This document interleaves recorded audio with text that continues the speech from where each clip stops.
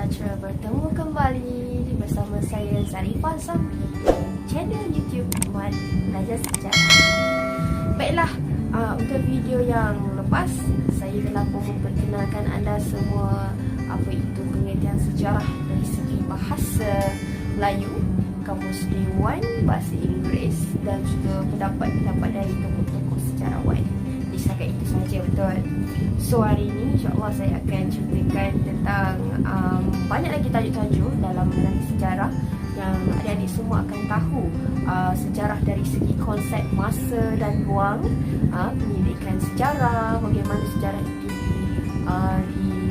dibuat kajian, sejarawan-sejarawan buat kajian bagaimana dan sebagainya, dan apa sumber sejarah, dari mana sejarawan itu mendapatkan sumber dan kesahihan sejarah itu sendiri, dan kemudian sejarah ni juga ada tafsiran, dan last sekali kita akan tahu kepentingan sejarah. Okey, baiklah, tanpa membuang masa lagi, yang baru saja melihat dan menonton video saya ucapkan selamat datang dan terima kasih kerana sudi menonton. Baiklah, bila kita cerita pasal sejarah ni, semua orang mesti tahu sejarah ni menceritakan tentang zaman masa silam, kisah-kisah lampau. Yang mudah kita nak describekan sejarah ni bukan kisah orang-orang yang dah mati, okey, betul. Dan ramai adik-adik semua akak percaya saja sejarah ni mungkin dalam kalangan korang ni tak berapa nak suka lah. Tapi akak nak bantu adik-adik semua untuk cintakan sejarah. Sebab akak sendiri pun masa zaman sekolah suka sangat-sangat sejarah. Sampaikan untuk ingatkan sesuatu fakta tu, akak cuba lukiskan sejarah tu dalam bentuk apa-apa sajalah yang bolehkan akak ingat sampai sekarang. Alhamdulillah. Baiklah, okay, kita nak cerita pasal masa silam dan juga ruang dalam sejarah ni. Okay, bila kita cerita pasal sejarah, dia ada masa silam. Konsep dia masa silam dan ruang yang cukup luas. Sebab apa cukup luas? Sebab dia berlaku dari zaman ke zaman dan sehingga ke hari ini. So hari ini pun kita lihat ada sejarah kan, dengan isu COVID-19 ni semuanya yang berlaku, isu-isu semasa yang berlaku sekarang ini pun akan menjadi catatan sejarah pada zaman dan masa yang akan datang. Sama juga zaman yang berlaku pada yang lepas-lepas, yang zaman sebelum Masihi, zaman Masihi dan sebagainya. Okey?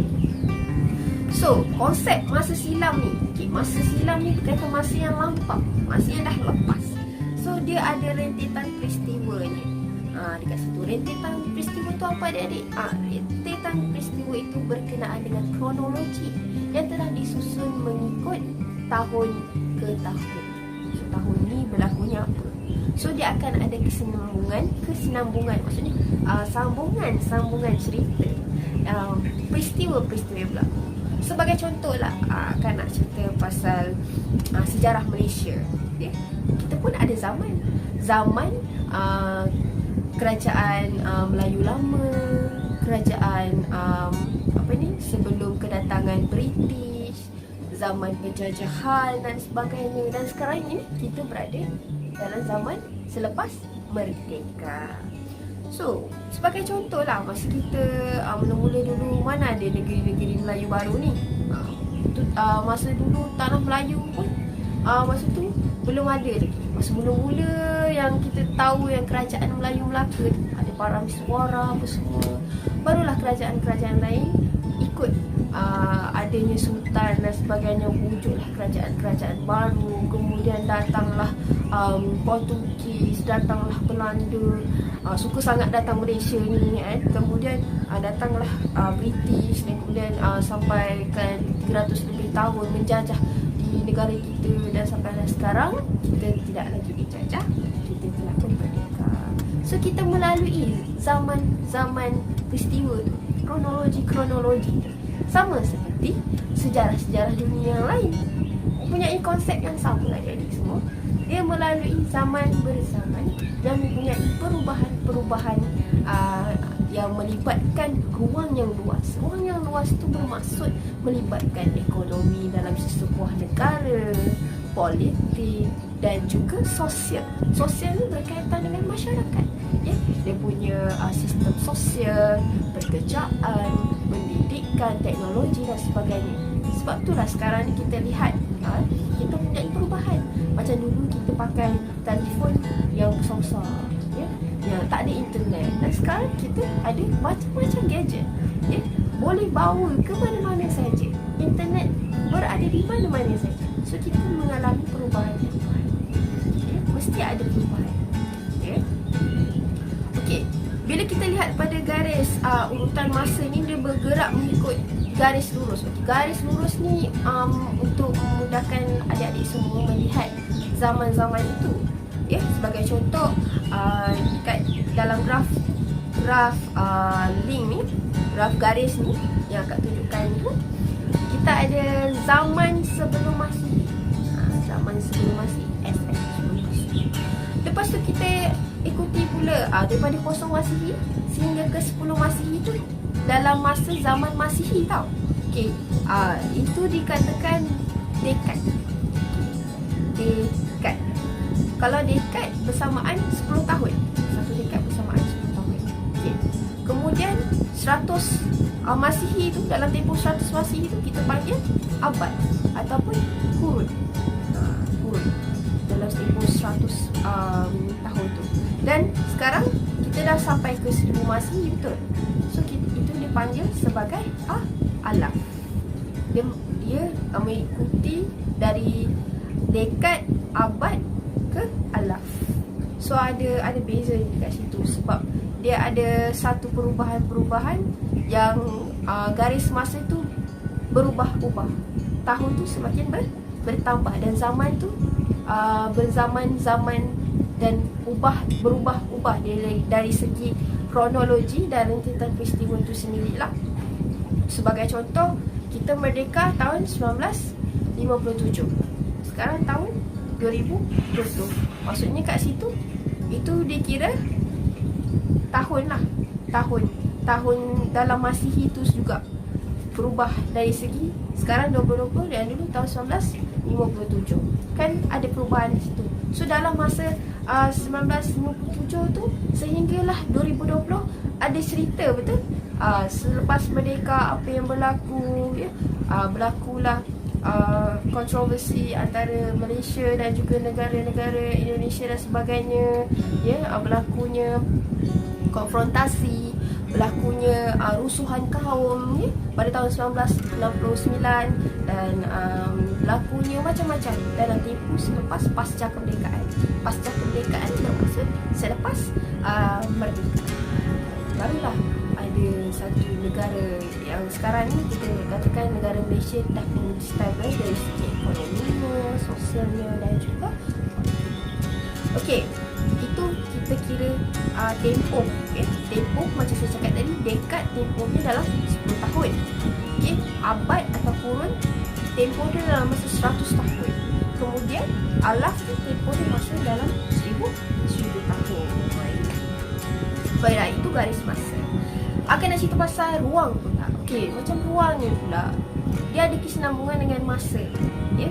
Jadi masa tu dia berkembang, dia mempengaruhi ruang dalam sejarawan pun, penulisan sejarawan pun dia ada membahagikan dalam ruang ni, kumpulan-kumpulan ni, iaitu dari segi tema yang tertentu, politik, ekonomi dan sosial. Kalau adik buat karangan, kan, adik perlu ceritakan 3 elemen ni penting dalam karangan adik. Contoh, menyatakan perkembangan tamadun manusia. Adik salah. Menyatakan perkembangan tamadun Mesopotamia. Dari segi apa? Dari segi politik. Politiknya apa? Sistem raja dia macam mana?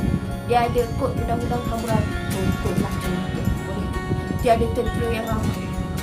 Betul, dari segi ekonomi, dia ada bercucuk tanam, pertanian dan sebagainya. Bertukar barang, sistem batu. Kemudian dari segi sosial, dia ada seni bina, seni tulisan, uniform dan sebagainya. Dan juga ada struktur sosial, organisasi. Organisasi itu bermakna dia ada piramid. Organisasi sosial, ada golongan hamba, ada golongan rakyat biasa, ada golongan artisan, bangsawan dan atas sekali pendidik, raja dan sebagainya. Baiklah, itu merupakan ruang dan mesti ada elemen-elemen politik, ekonomi dan sosial. So, ini menggunakan adik-adik semua nak buat karangan lagi. Tengok berdasarkan soalan yang kita. Okey. Macam kita lah dalam Malaysia kan, kita pun ada zaman-zamannya macam akak cakap tadi. Kita ada era Kesultanan Melayu Melaka, kita ada kemunculan kuasa-kuasa luar daripada Portugis, Belanda, British dan juga Jepun. Dan kemudian kita mengalami zaman kemerdekaan dan selepas merdeka. So, faham untuk tajuk masa silam dan ruang dalam sejarah?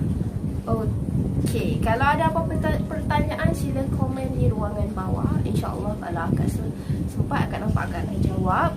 Okey, jangan malu-malu bertanya. Okey, kita masuk pada sumber sejarah pula. Okey, bila kita kaji sejarah ni, kita perlu ada sumber. Barulah kita boleh berhujah dengan fakta yang kukuh, yang sahih dan tidak menyeleweng lah. Maksudnya tidak lari pada fakta yang sebenar. Takut benda tu kita ada-adakan. Itu bahaya. Bahaya adik-adik. Jadi sumber sejarah ni kita ada dua. Ya, ada dua. Yang pertama sumber primer dan yang kedua sumber sekunder. Adik kena ingat, sumber primer mesti sumber yang pertama, yang asli. Ini yang betul-betul pure punya. Kalau orang sejarah dapat jumpa sumber asli ni, memang A lah. Maksudnya kita dapat buktikan benda tu betul-betul benar-benar berlaku. Cakap kita ceritakan contoh-contoh untuk sumber primer. Dan yang kedua ialah sumber sekunder. Nama pun sekunder, second. Kalau dah second tu mungkinlah dia dah dimodified kan. Maksudnya telah diubah suai macam tu. Senang dia nak ingat. Okey, sekunder yang telah diubah suai. Kalau yang primer, yang asli, original. Baiklah, akak nak cerita pasal sumber primer. Macam akak juga kaji sejarah. Kalau akak nak dapatkan sumber primer, contohlah akak nak kaji tentang sejarah Malaysia. Okay, sepanjang sejarah Malaysia ni British, betul, British pernah menjajah Malaysia. So akak akan pergi ke arsip negara. Akak akan cari rekod-rekod seperti annual report ke daripada British, yang orang kadang-kadang setiap tahun ada rekod-rekod tentang ekonomi, politik dan sebagainya dalam file rekod rasmi kerajaan. So dekat arsip negara memang banyak gila sumber-sumber primer. Bukan arsip negara juga, dekat museum-museum yang adik nampak, di negeri-negeri masing-masing mestilah ada museum-museum kan. Okey, dekat situ adik akan jumpa artifak yang telah dipamerkan. Itu merupakan sumber primer, sumber asli yang tak diubah suai, yang pernah wujud pada zaman tersebut. Jadi sumber primer ni merupakan ciri-cirinya ialah belum diolah atau diterbitkan. Dia contohnya macam fosil. Fosil ni tulang belulang yang kita buat proses cari gali. Kita gali, kita jumpa tulang. Tulang dinosaur. Itu contoh fosil. Maknanya dia wujud sebab dia meninggalkan kesan fosil. Dan artifak. Artifak ni sebagai contoh zaman prasejarah. Orang dulu makan pakai batu, pakai cengkerang apa semua kan. Kita gali, jumpa pula artifak. Itu merupakan bukti juga dalam sejarah. So, ada juga yang bukan artifak. Contoh macam makanan-makanan ke, siput-siput semua. Okey. Dan juga keterangan lisan. Contoh kita buat temu bual dengan orang yang, contoh kita buat kajian pasal zaman perangan Jepun. Zaman masa tu kita jumpa nenek kita lah, contoh nenek kita, orang yang betul-betul berlaku. Ini maksudnya oral history. Dia yang mengalami sendiri keadaan dan situasi, macam mana Jepun tu datang, macam mana Jepun tu buat serangan dan sebagainya. Jadi kita tanya dia, nek, apa yang berlaku masa zaman Jepun? Nenek tu pun cerita dulu nenek susah makan ubi dan sebagainya. Itu merupakan sejarah lisan, sumber primer yang ada melalui penceritaan orang yang mengalami sejarah atau peristiwa itu sendiri. Itu namanya oral history, melalui lisan. Dan juga dokumen rasmi yang macam akak cakap tadi lah, dokumen rasmi, annual report yang British catat setiap tahun mesti ada rekod dia lah, berapa pengeluaran pertanian dan sebagainya, buruh lah apa, semua ada dalam itu rekod rasmi yang ada cop rasmi dari kerajaan British dan sebagainya. Manuskrip ni macam dokumen-dokumen rasmi juga dalam tu, berkaitan dengan perjanjian dan sebagainya. Fail-fail rasmi jabatan, macam dulu kita ada jabatan penerangan ke apa, dia ada ceritakan tentang penubuhan ke apa ke, semua ada dalam tu. Surat peribadi pun boleh dikirakan sebagai sumber premier juga. Contoh surat setiausaha negara bagi kepada pihak British pada zaman dulu-dulu, itu pun dikira sumber premier juga. Dan juga diari. Orang putih, tak kira lah orang putih ataupun orang Melayu yang berpendidikan Inggeris, dia suka menulis. Orang dulu-dulu ni sebenarnya suka menulis, so dia akan ada diary.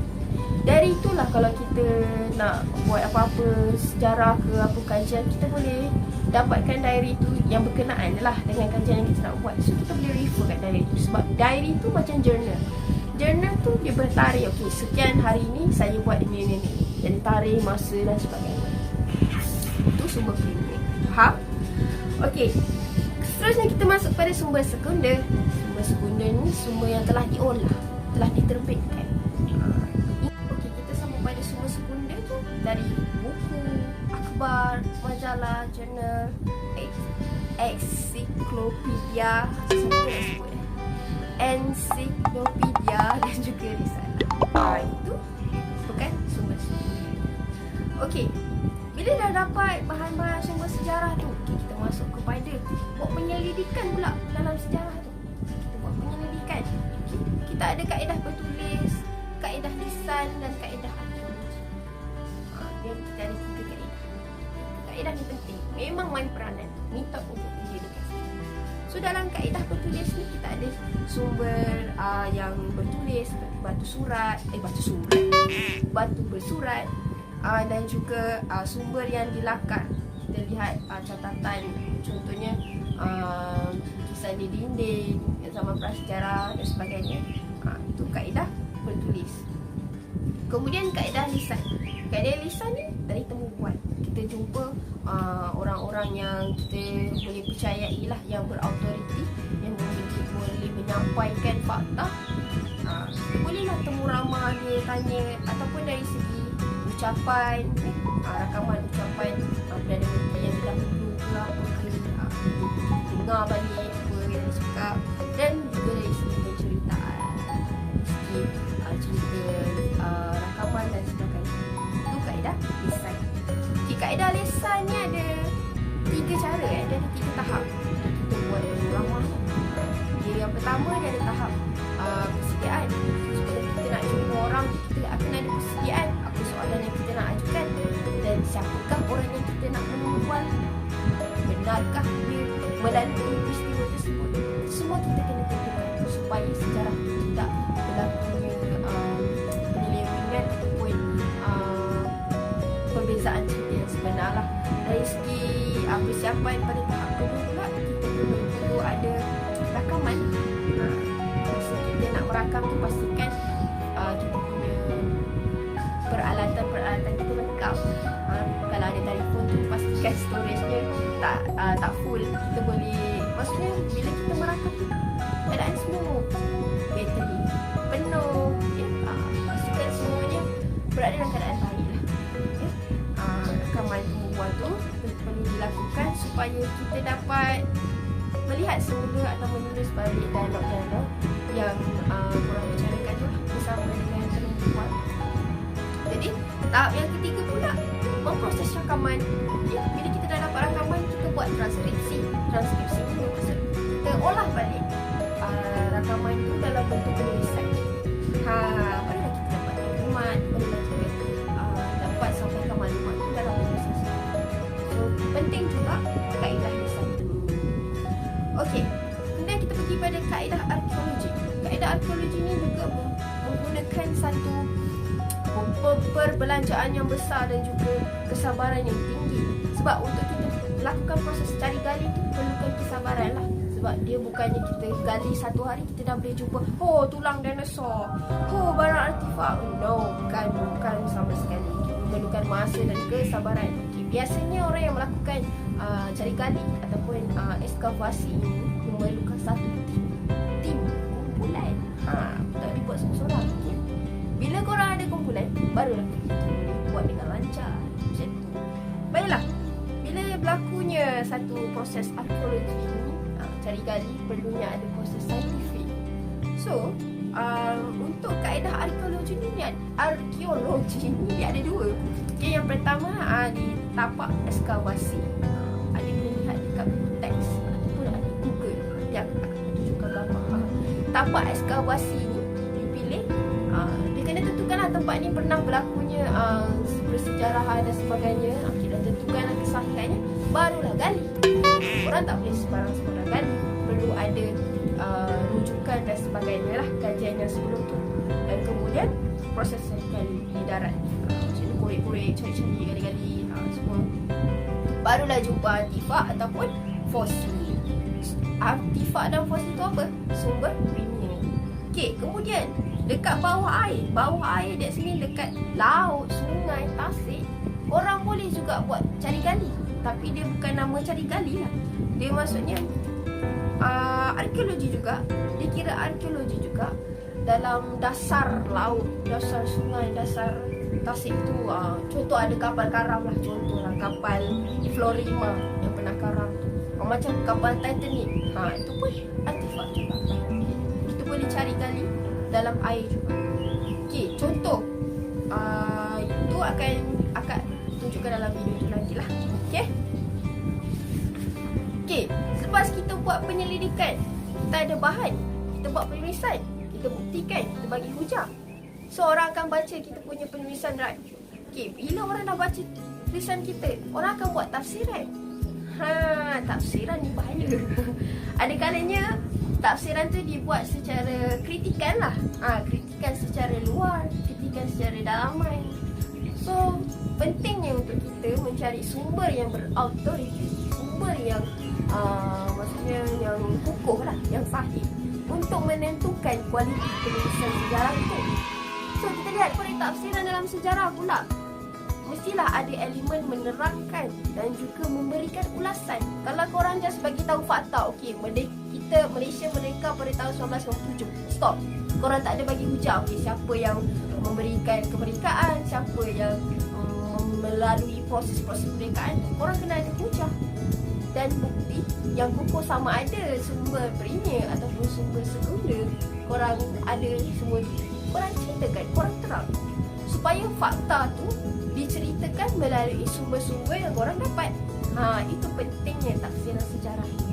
Tafsiran sejarah ni korang boleh buat sendiri sebenarnya bila korang mencari bahan. Contohnya bahan dalam buku sejarah lah. Korang, betul ke ni? Kadang-kadang dalam buku kita akan baca pendapat orang ni lain, pendapat orang ni lain. So kita boleh ambil kedua-dua pendapat tersebut dan kita gabungkan dan kita letakkan dalam penulisan. Itulah sejarah. Kemudian sejarawan, betul, sejarawan yang tulis sejarah ni tak semua ada pendapat yang sama tau. Kadang-kadang diorang berpendapat macam ni, kadang-kadang pendapatnya berlainan. So sebab itulah ada buku sejarah yang banyak. Korang baca pun korang akan tahu mana satu yang betul ni. So untuk selamat, korang ambil kedua-dua fakta tersebut, korang letakkan dalam hujah korang dan korang buat kesimpulan sendiri. Dan korang akan tahu apa yang benar dan apa yang patut korang sampaikan melalui penulisan korang, bukan plagiat. Plagiat tu tahu apa? Plagiat tu menipu. Menipu. Okey, sejarawan ni pula dia kena kreatif. Kreatif dari segi beri hujah, kreatif dari segi penulisan, menggunakan ayat-ayat. Tak adalah ayat bunga-bunga macam korang bersyair tu. Tak. Macam mana korang menyusun cerita tu dan korang bagi hujah. Kalau nak buat karangan pun bolehlah guna macam dari korang punya pembacaan dan sebagainya, ingat nama tokoh dan sebagainya. So dalam sejarawan ni dia akan pilih sumber yang berbagai untuk dibuktikan dia punya fakta. Kemudian dia ada perbezaan pandangan, perbezaan ideologi dan juga tujuan penulisan. Kadang-kadang ada tujuannya untuk tujuan menyampaikan maklumat ataupun tujuannya untuk mempengaruhi masyarakat dan sebagainya. Ada banyak. Dan mengapa sejarah itu penting? Supaya masyarakat ini boleh memahami antara satu sama lain. awak tak tahu apa asal usul dia. Jadi awak takkan faham dia tu muncul dari mana. Dan awak takkan faham apa budaya dan juga sejarah orang lain. So awak akan main melarung je. Contoh awak pergi kat Indonesia, awak akan terkejut dengan dia punya budaya, sosial dan sebagainya. So sebelum kita pergi sana, kita kena tahu lah sejarah dia. Apa yang ada dekat sana, masyarakat ni macam mana dan sebagainya. So kita perlu tahu sejarah supaya kita kenal asal usul kita dan supaya kita boleh menghormati orang lain. Itu penting.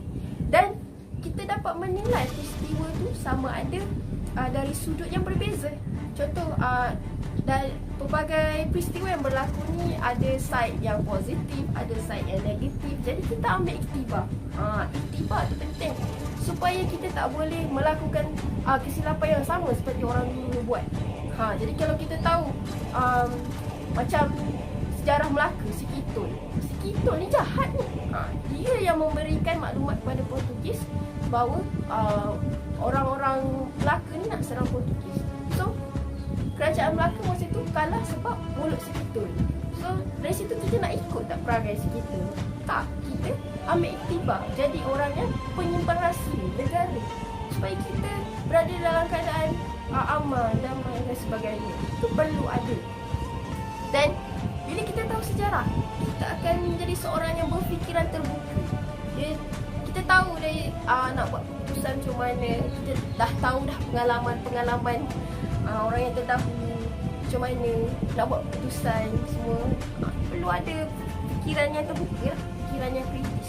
Maksudnya dekat sini kita tahu mana jalan yang terbaik, keputusan yang terbaik dari apa yang telah kita pelajari.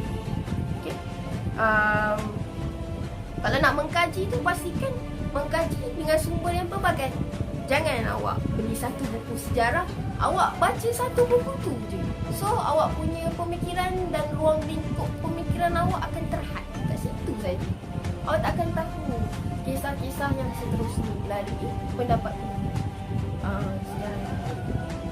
So pentingnya belajar sejarah ni, kita akan tahu tentang masyarakat.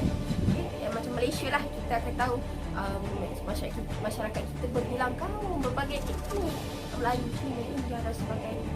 Dan kita akan mewujudkan semangat patriotisme dan perpaduan. Itu kepentingan dia dalam menjamin keamanan negara. So kat sini saya nak adik-adik semua tahulah apa itu sejarah, supaya adik cintakan sejarah dan adik tahu macam mana adik nak membezakan cerita-cerita ini boleh jadi iktibar dan juga Okey, alhamdulillah, sekian saja penerangan akak tadi. Tamatlah sudah bab pertama kita mengenali sejarah. Dari awal pengertian sejarah dari bahasa Melayu, kamus, dewan dan sebagainya. Dan kemudian masuk pula kepada pengertian sejarah mengikut tokoh-tokoh. Dan juga macam mana nak milih sumber, peristiwa, kronologi dan sebagainya. Dan juga kepentingan sejarah dalam kehidupan. Akak harap anda semua faham apa yang akak sampaikan ini. Dan jangan lupa saksikan video yang akan datang. Terima kasih.